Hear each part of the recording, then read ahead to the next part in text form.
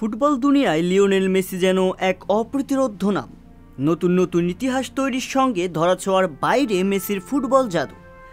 সম্প্রতি তিনি যোগ দিয়েছেন আমেরিকার ক্লাব ইন্টার মায়ামিতে। যে মায়ামি টানা 11 ম্যাচ জয়হীন ছিল, তারাই আর্জেন্টাইনের সুপারস্টারকে পেয়ে সোজা লিগস কাপের চ্যাম্পিয়ন হয়ে গেল। মেসি জাদুতে মাতোয়ারা ছিল পুরো লিগস কাপ। এফসি ডালাসের সাথে ইন্টার মায়ামির ম্যাচে মেসি খেলাকে উপভোগ করতে দর্শক এতটাই উগ্রীব ছিলেন যে টিকিট ছাড়ার 10 মিনিটের মধ্যেই শেষ হয়ে যায় সব। তবে সেই ঘটনারই পুনরাবৃত্তি হতে যাচ্ছে। লিওনেল মেসি খেলবেন বলে কথা। ফুটবলের এই মহাতারকাকে কাছ থেকে দেখার সুযোগ হাতছাড়া করতে চায় না কেউই। চলতি সপ্তাহে 2026 বিশ্বকাপ বাছাই পর্ব শুরু করতে যাচ্ছে বিশ্ব চ্যাম্পিয়ন আর্জেন্টিনা। সেপ্টেম্বরে লিওনেল স্কালোনির দল ইকুয়েডর ও বলিভিয়ার বিপক্ষে 2টি ম্যাচ খেলবে। লিওনেল মেসিকে রেখেই আসন্ন বিশ্বকাপ বাছাইয়ের জন্য 32 সদস্যের দল ঘোষণা করেছে আর্জেন্টিনা।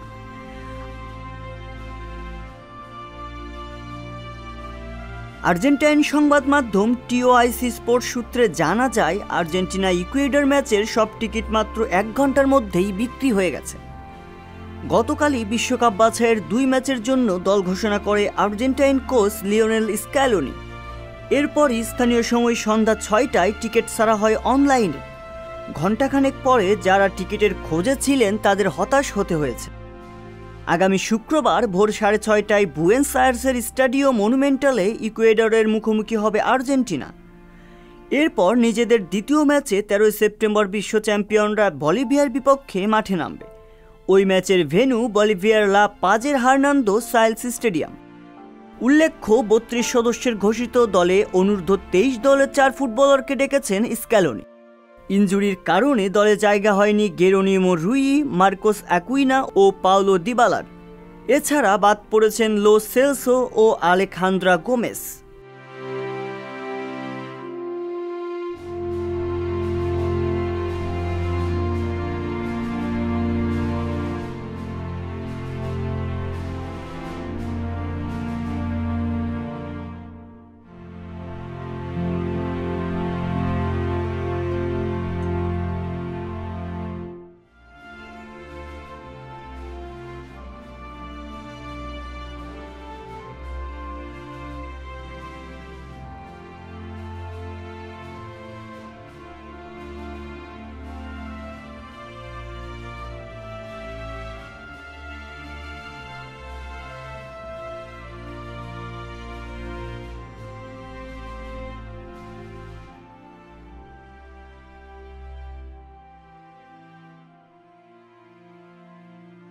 সংবাদ, ফিচার ও অনুষ্ঠানের জন্য ভিজিট করুন সংবাদ প্রকাশের ওয়েবসাইট এবং যুক্ত থাকুন ফেসবুক পেজ ও ইউটিউব চ্যানেলের সঙ্গে।